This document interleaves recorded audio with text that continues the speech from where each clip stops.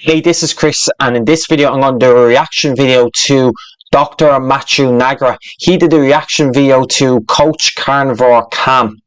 So we're going to see what he has to say, okay? So sit back, relax, and enjoy.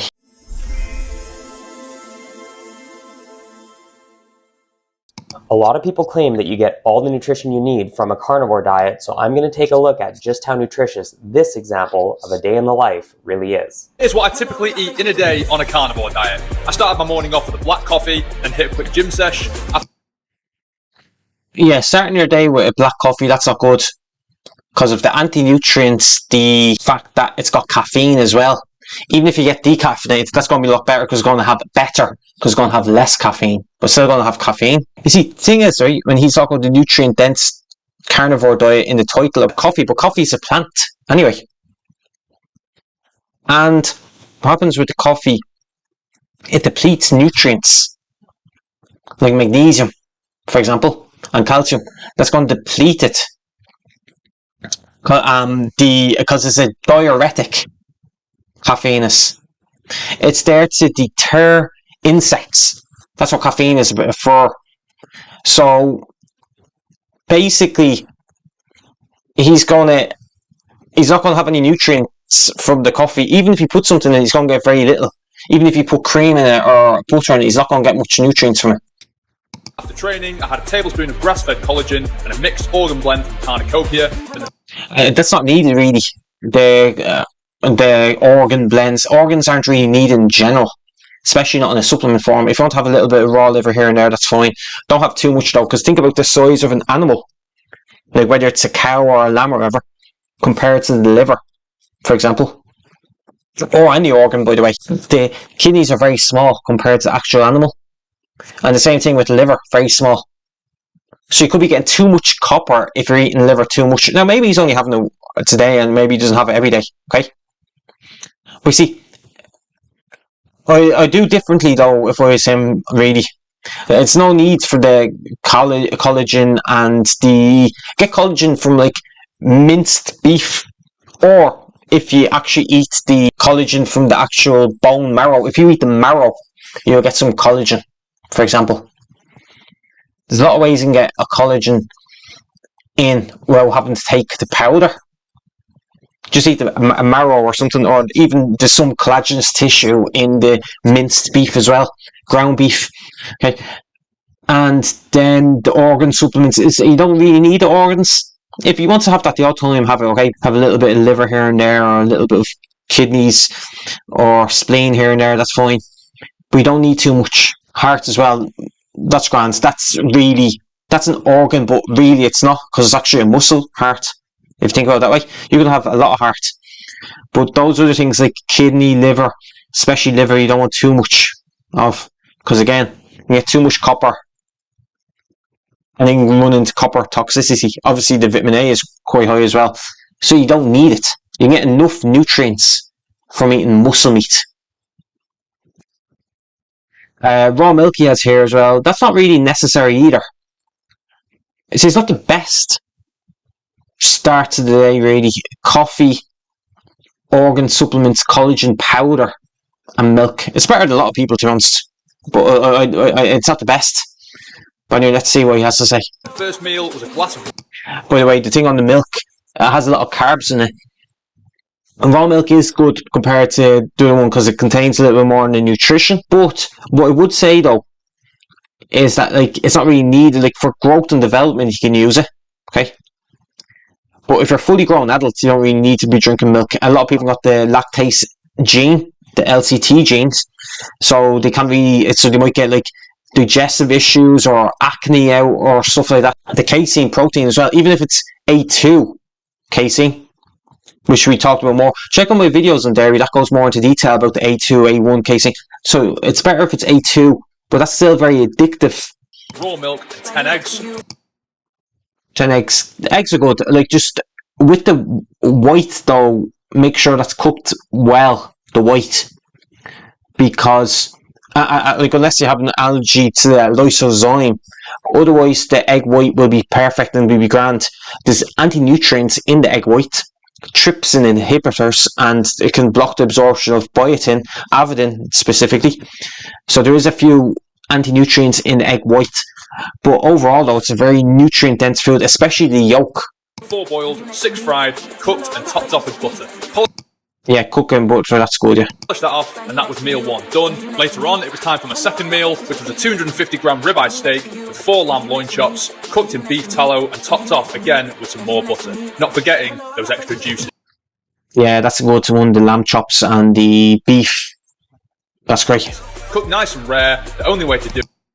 Yeah, rare is good because it's going to keep more of the water-soluble vitamins when you don't overcook the beef. It's going to contain the water-soluble vitamins, the B vitamins, and vitamin C. People say, oh, you don't get enough vitamin C on a carnivore diet. Even if you did cook it a lot, like have it well done, you'll still get enough vitamin C, because if you look at hydroxyproline and all the other stuff that helps the vitamin C work best, and the fact that we talked about before about the vitamin C, about the same transporter as glucose, you don't need too much if you're following a low carb diet.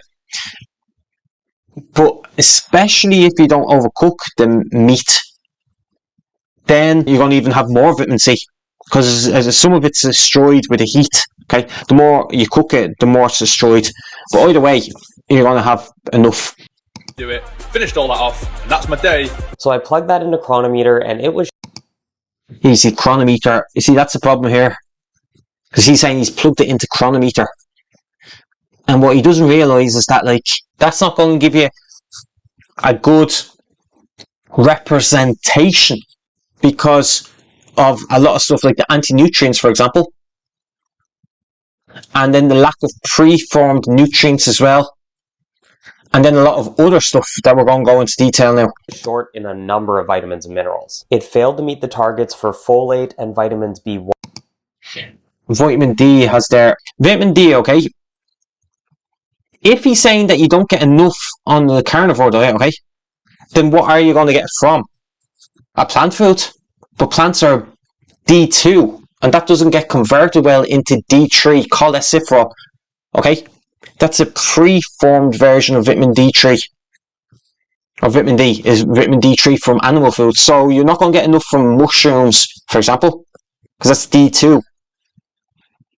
So what's the alternative if it's not enough? Of course, get some sunlight, some sunshine. That's going to give you vitamin D. That's the best source. But you see, also, by the way, this is on the standard American diet. When they look at this, when they make this, okay, they recommend the daily intake, they recommend the daily. Now, and so when you're plugging this into Chronometer, it goes on that. It doesn't go on, oh, that it works better, the vitamin D, because of this and this. Do you understand that? But then you have stuff like folate, for example. Well, just because it doesn't hit the daily target, again, you have to realize that it works better than the polyfolate. Also, by the way, if you have a little bit of liver, there's a lot of folate in liver anyway.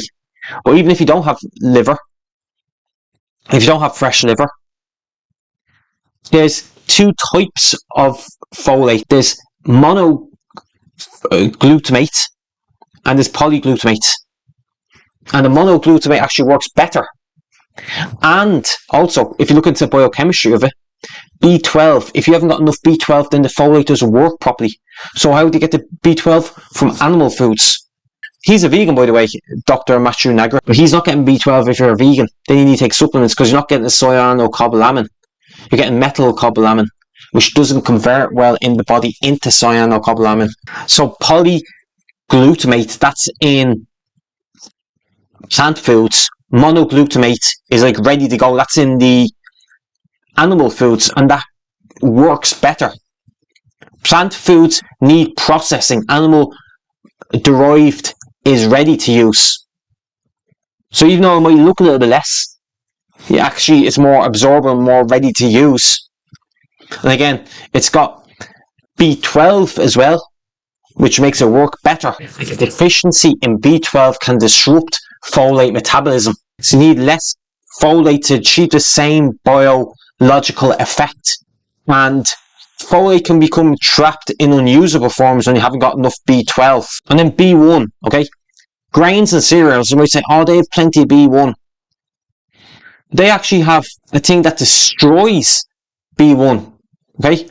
Their enzyme, a natural enzyme in these grains, thiaminases, and that destroys it. Okay, now some fish can contain that as well, but if you're eating red meat, fatty red meat, you're going to get plenty of that from that. Think about an animal. How does that animal grow? It would have every nutrient in the animal for it to be healthy. If you're eating a healthy animal. 1, C, E, and K, and it fell. So a vitamin C, for example, again, like we talked about before, about you don't need as much. You actually need more, and it can turn to oxalates if you have too much vitamin C, especially if you take a vitamin C supplement.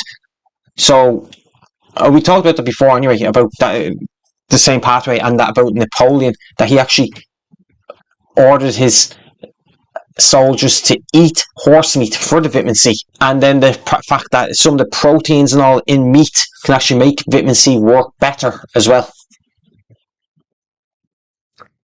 So you need more if you're eating more sugar, because they compete at the same transporter, the GLUT4 transporter, okay, glucose and vitamin C. They said E and K, okay, K2 is the preformed version.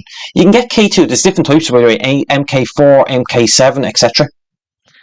That's menaquinone, okay, and in the one for animals, now people will say, oh, you get vitamin K2 in like fermented plant foods. Yeah, that's true, but actually the one for the animals seems to work better, and also that's the only food that you get it in. You can only get in 1 or 2, but for the most part, you know, it's going to be, the best source is going to be from fatty meat and from cheese and all, okay, so they work best. And then for the magnesium, the manganese, the potassium, the calcium, he said calcium oxalates, they're going to block the absorption. So the oxalates in vegetables and stuff, okay, in certain vegetables, that's going to block the absorption of calcium. So actually, you don't have to hit the daily limit, the daily recommended allowance again. The calcium that he's getting from the milk and from the meat, there's a little bit of meat, that's bioavailable without the anti-nutrients. And for the magnesium, also, the oxalates block the absorption. So you're not getting that from plants. You're getting magnesium from animal foods, and maybe don't hit the amount, okay? But that's okay. Again, Short in calcium, magnesium, manganese, and potassium. So this nutrient-dense carnivore diet is actually falling short on quite a few nutrients. Maybe add some plants. see, when he's saying add plants, it was actually shown that the zinc in oysters was actually blocked by having that along with corn tortillas, because the anti-nutrients in corn blocked the some of the zinc in the oysters. So when he's saying, oh, maybe add some plants, actually that actually blocks some of the absorption. So if he's saying nutrient dense, yeah, you get actually more nutrients. There's more bioavailable when you're not having it with plants, because plants block some of the nutrients in the meat. Also, you could say the same thing about the vegan diet as well. What about, oh, you're missing vitamin A, because carrots and all, some people lack that gene for getting enough vitamin A, and it's a poor conversion rate in the first place as well. Iron, if you're, that's going to be non-heme iron, that's not the preformed version, so you're going to get less. And even if you do eat meat, but then also adding plants, like what he said, like we talked about, that is, certain nutrients are blocked. So, and he's just going off, oh, because those apps don't take into account stuff like preformed nutrients, and it doesn't take into account, the vitamin C competes with glucose, for example, and it doesn't take into account the lack of preformed nutrients, never mind the anti-nutrients, etc., etc. It doesn't take into account all that. The fiber actually can block some of the absorption of certain nutrients, which you talked about as well. About the iron, etc., that can block the absorption of certain nutrients like that. What actually happened was that, like, the RDAs were introduced in 1941. The US National Academy of Sciences, okay? And then a lot of countries copied those recommendations at a later stage. RDAs, as they call them, or in some countries they call it RDIs, okay? Assume all humans function the same, regardless of diet. So, regardless of whether you eat carnivore. So obviously you need different amounts if you carnivore, because you might say, oh, it's more bioavailable. If you're eating an animal food, you're getting all that nutrition. Of course, if you add spices, that might block some of the, like, the trypsin inhibitors and all in that. But for the most part, you're going to absorb most of that. And the taurine, if you eat the meat rare, then you're going to keep most of that taurine in, which is an amino acid. If you eat a lot of sugar, then actually you need more vitamin C. So that doesn't take, the RDAs don't take that into account. They just say, oh, this is the same for everybody. You actually need less when you're following a carnivore diet, for example. Or if you're having the folate, which we talked about, maybe you need more if it's the form that's in plant foods, then you need more. For example, vitamin C requirements were defined based on preventing scurvy in carb-eating populations when you're eating a lot of carbs. But glucose competes with vitamin C for cellular transport. So there's so many factors. So looking at the RDAs or looking at the chronometer, oh, you need this much. Now, I know people can edit those in some certain apps. You can edit to your exact body type and all. But again, it doesn't take into account the anti-nutrients, it doesn't take into account the lack of preformed nutrients, it doesn't take into account that this can block it or that can block it, whether it's caffeine or, as I said, the oxalates or the phytates or the fibre even. And if you want to talk to me one-on-one, if you want to start a carnivore diet or a low-carb diet in general, or if you're hitting any sticking points, then you can message me on Instagram. Message me the word ready, R-E-A-D-Y, on Instagram at Healthier Now Chris, and we can have a free consultation to see where you're at and see how we can get you to the next step. And if you want any more of this content, then make sure to like, share, comment, and subscribe. And I'll see you soon.